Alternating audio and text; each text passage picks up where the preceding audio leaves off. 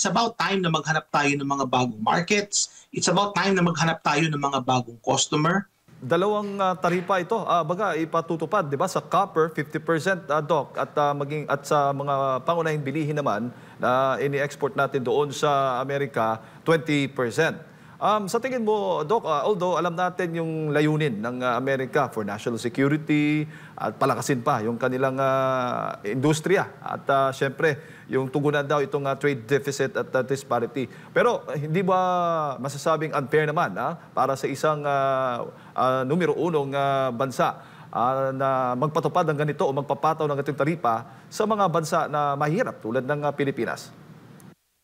Well, tingnan mo rin dyan, Jade, no, from the point of view of the United States. What Donald Trump is trying to do is kung ano yung ikabubuti ng mga Amerikano, kung ano yung ikabubuti sa kanila. Dapat ganun din ang kaisipan ni Marcos Jr. Kung ano yung gagawin niya para sa kabutihan ng mga Pilipino, hindi para sa kabutihan ng mga Amerikano at mga iba pang banyaga. So ibig sabihin, ang filosofiya dapat going into these trade negotiations is kung ano yung ikabubuti ng Pilipino, kung ano yung mga klaseng polisiya and outcomes nitong negosasyon na ito na makakapagbigay ng mas magandang buhay para sa ating mga kababayan. Yun yung dapat at manuntunan kasi yun ang sinusunod ng Estados Unidos, Jade. They're doing this to protect their industries. They're doing this tariff policy para maibalik sa Estados Unidos yung mga trabaho na nawala sa kanila. Kasi yun yung isa sa mga epekto ng taripa. It discourages importation, and using the tariff revenues, it could be used para ma-generate yung production within their economy. Sa kagaya natin sa Pilipinas, I mean, we should be doing the same, protecting our own. And yet makikita natin, Jade, hindi ganyan na nagiging strategiya ng Pilipinas. Tayo'y palaging liberalization, open up natin yung ating markets. Ang nangyayari, nagsasuffer yung ating mga kababayan, lalong-lalo na yung mga maliliit na producer.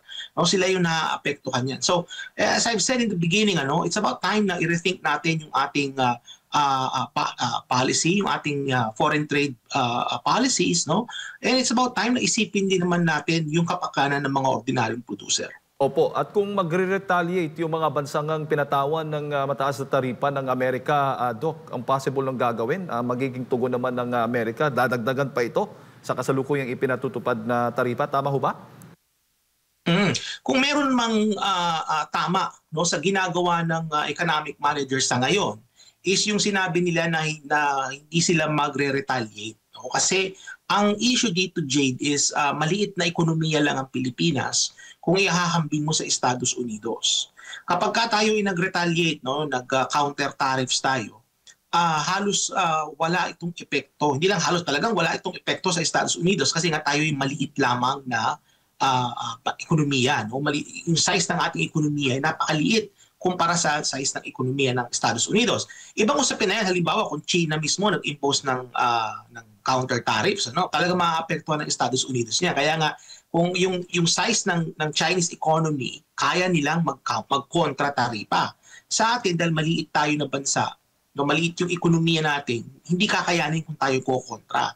Ang kinakailangan nating gawin dito, Jade, is mag-leverage tayo, kung ano-ano yung mga pwede nating i-leverage para magkaroon ng magandang outcome. Ideal dito is magkaroon tayo ng free trade agreement with the United States. Sabihin ng free trade agreement, walang taripa. Zero tariffs yan pag tayo makikipagkalakalan sa Estados Unidos. And naniniwala ako na yun ang gusto ni Donald Trump. In fact, isa yan sa mga objectives niya is instead of multilateral yung pakikipag-usap niya sa mga bansa, gusto niya isa-isa kausapin yung mga bansa at makapaglagda sila ng trade deal among these countries bilaterally. So if there's anything na tama sa ginagawa nila, yung mga economic team ni Marcos Jr.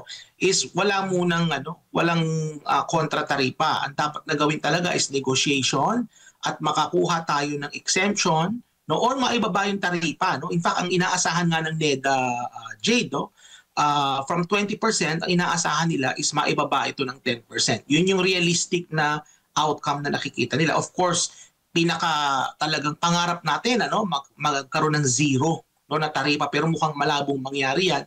Ang nakikita ko na parang na-foresee, no, ng mga economists natin dyan sa Pilipinas is 10% yung magiging taripa. So kinakailangan talaga, no, mag-negotiate, kinakailangan yung ating mga negotiators, yung mga kakausap sa kanilang mga counterparts sa Estados Unidos, alam at competent, alam yung kanilang ginagawa in terms of negotiation, Jade. Opo, yung copper exports ba ng Pilipinas papuntang Amerika, Doc, mas maliit kumpara po sa copper exports o kabuuang copper exports natin sa anong bansa?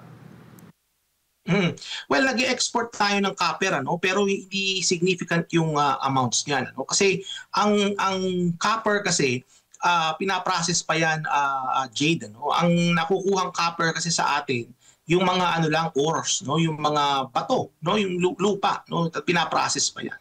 So ang talagang pinaka natatamaan nitong taripa na ito is China, no? Kasi yung mga taripa na yan, Jade, ang talagang goal niyan is bagamat tayo sa country, no, Pilipinas and even other countries, ano, naging parang collateral damage itong mga bansang ito dun sa mas malawak na trade war na nangyayari between the United States and China. So itong mga higanting taripa na ito, no, ang talagang pinatatamaan dito is China. Kabila rin ng Canada kasi Canada malakas din yung malakas din yung malaki rather yung trade deficit ng Estados Unidos with Canada and also of course with China. Ito yung mga bansang pinapatamaan itong taripang ito. At sa Pilipinas naman, ano, tayo maliit lang na player, no, diyan sa market na yan.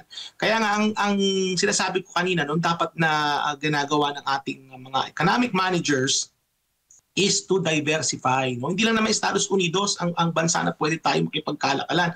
Napakaraming bansa na nangangailangan ng copper, no, at mga iba pang mga minerals at mga metals na meron tayo, no.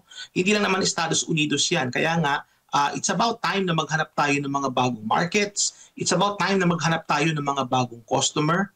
And it's about time na maghanap tayo ng mga bagong karelasyon. At kung may mga existing relationships tayo sa mga ibang bansa, mas palawigin pa ito at pag-ibayuhin pa.